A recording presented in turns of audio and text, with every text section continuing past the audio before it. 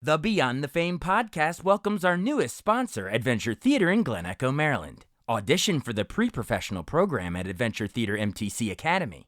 Led by a highly qualified faculty, ATMTC Academy's pre-professional program prepares talented and committed students in grades 4 through 12 for the world of musical theater and performing arts. From singing, dancing, and acting training to preparation to go on auditions, theater kids find their home at ATMTC. Visit atmtc.org, that's atmtc.org.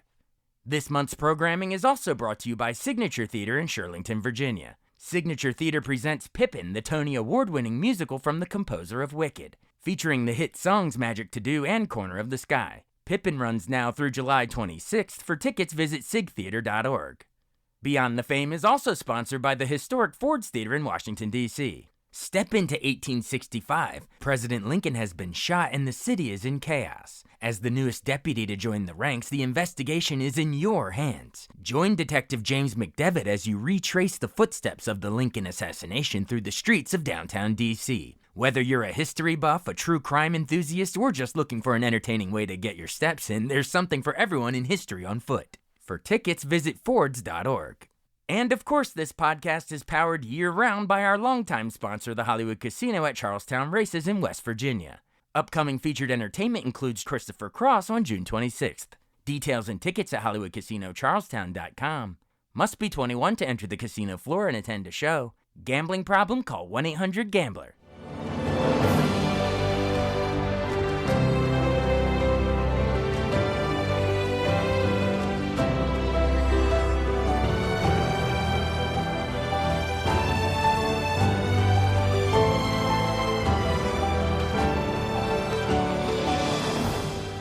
Welcome to the newest episode of Beyond the Fame with Jason Fraley. I'm your host, Jason Fraley, picking the brains of the top artists and entertainers of our time.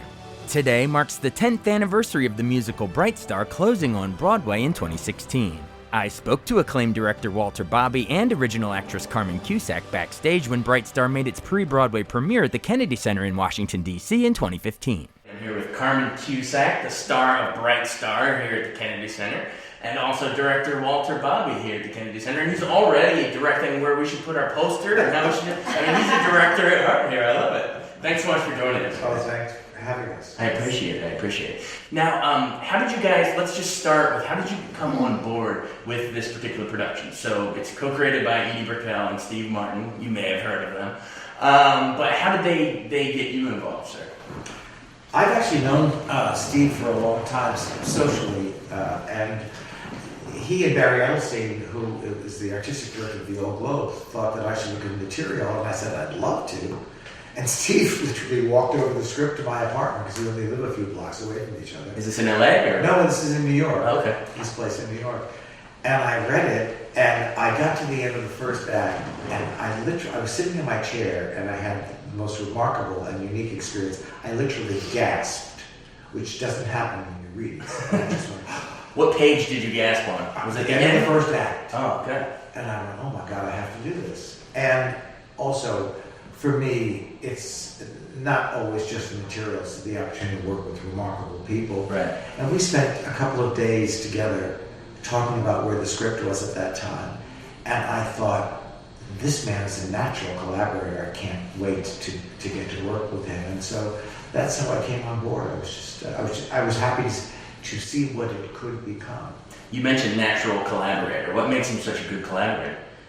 Well, I think Carmen will agree that Carmen and I did the first reading of a New York Stage and Film in Vassar. And what the script was then, and what it is now, and what the score was, that you need people who are willing and open-minded to change, adapt, let go of material. I mean, he has no ego with his material, and I don't know if that comes from being a comic first, that you just have to continue to try things in front of an audience. Maybe, yeah. And very much that, I think that's what writing a good musical is about, is staying open-minded, staying open-hearted, and taking corrective criticism, and also just being sensitive to what the audience is informing you about. And there's just been no ego at all with both of them, and they've continued to evolve. And along with this story that we're all learning about every day. Yeah. It's usually you're very rarely involved with an original musical. Mm-hmm. Most musicals are adaptations from other sources, novels, films, and plays. Original musicals are very rare, and because you don't even know what the story is yet, you're still evolving. I mean, characters have come and gone, mm-hmm. plot lines have come and gone, and you have to be as open-minded. And Steve, of course, is a novelist as well. Yeah.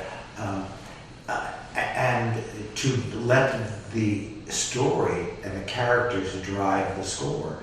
And I would say we only have probably 3 songs that remain from when we began the show. Yeah, that's true. You mentioned not even knowing what the story is yet. We all know, but we should probably tell our listeners what Bright Star is about. So, well, first of all, it's correct me if I'm wrong, but I'm pretty sure this Kennedy Center run is like a pre-run before you guys head to Broadway, right? So explain what exactly, if they come see it at the Kennedy Center, what they're going to see, the World War II. Well, I'll let you guys tell it, but why don't you take away just a quick synopsis? Well, without giving up too much information, they're going to come probably expecting something that's very, very comedy-driven, but this is truth-driven, but there's a lot of comedy in it. But there is a real story. See? Knock your poster down. He was right. See, but that's what, we're just going to roll with it, That's fine. I'm just going to hold it right here. And, see, there's comedy in the truth of that falling. See, that's what it's all about. We planned it to go right as she said that, so there you go. But it's based off of something that actually did occur, and they took it from there. It's a story about family and forgiveness, and I'm going to hand it over to you. I know we don't want to spoil the plot. Well, it's about someone finding the truth of their own past. In a profound way. And because it's Steve Martin and Edie Brickell, obviously there's a great deal of humor. Yeah. But it is not, a wild and wacky comedy. It's a heartfelt human drama with a lot of good laughs. Tell us about your character. My character, she is incredibly, she's smart, she's gifted, comes from a really small town, but she knows from the get-go that she's smarter than what this town can offer. She knows she's going to do something with her life. She loves books. She's loves words. She just luxuriates in literature, and she wants to do something. She wants to be educated. And this is a gal, that grew up in the 1920s, grows into an adult in the 1940s, and does become a literary woman. She becomes an editor of a magazine. A literary magazine. And in the 1940s, which is really rare, but she was a very headstrong woman. She came upon a couple of things that happened to her very young in her life, but she pulled herself up by her straps and got on with life, and isn't that what we all do? 40s writer magazine. I'm thinking Barbara Stanwyck, Christmas in Connecticut. That was the 40s. So you know what? Those are the kind of women that they're sort of archetypes. But yes, those Roz Russell, Catherine Hepburn, those smart, strong women, emancipated well before their times. And basically, Carmen's character begins as a young, feisty, willful young girl in the 20s. The play takes place in the 20s and the 40s, and we see her evolve and all of that willful determination becomes her greatest strength. Absolutely. Both in her resilience of the obstacles that come her way, and her ability to be a great professional in her maturity. Definitely. You mentioned how much of a privilege it was collaborating with such, known commodities as Steve Martin and Edie Brickell, but Carmen, it must have been still pretty cool and almost, mind-blowing to know that you're working with the Tony winner here who revived Chicago so brilliantly in the 90s. He's also a well-known name here. So was it a little thrilling for you in that regard too? When you got cast, you said, oh my God, I'm working with him. It was very daunting, especially, throughout the process, now that I've started to be a bit more comfortable with all these incredibly intelligent people. But it was very daunting in the early stages when, Steve is as close as you, Steve and Edie. But I mean, Edie Brickell, I grew up, what I am is what I am. What you are. Oh, I mean, I Get into shallow water before you get too deep. Oh, my goodness. And then Steve Martin, you know. Do you have a quick favorite Steve Martin movie before we dish on him too much? Jerk. The Jerk? Yeah. He hates these cans. Never forget it. It's all the stuff. Anyway, so it's rather daunting at the beginning, because he'll rewrite something, he'll put it right in front of you, and you just gotta, on the spot, just do something with it. And then I just thought, all I can do is what is coming completely organic and natural to me. Right.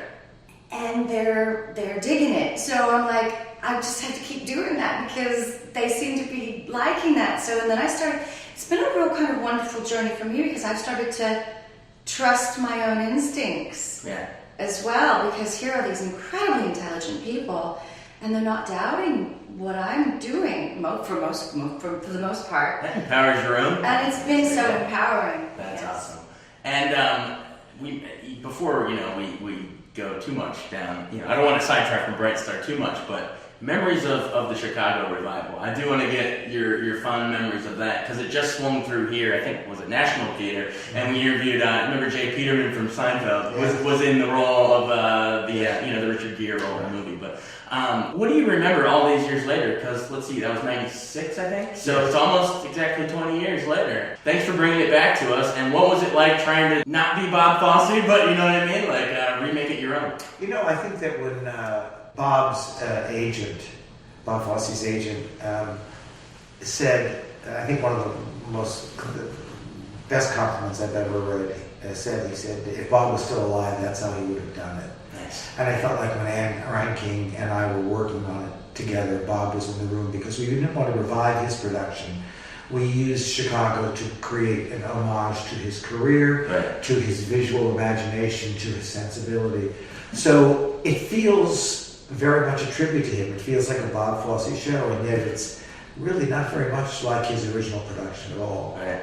I can say that what I loved about that and what I'm loving about this, and I think it's thanks to both my situation in Encores at the time and now our situation with Joey Parnes, who's our producer, is I feel we're off in a room doing our work. I had no expectations with Chicago.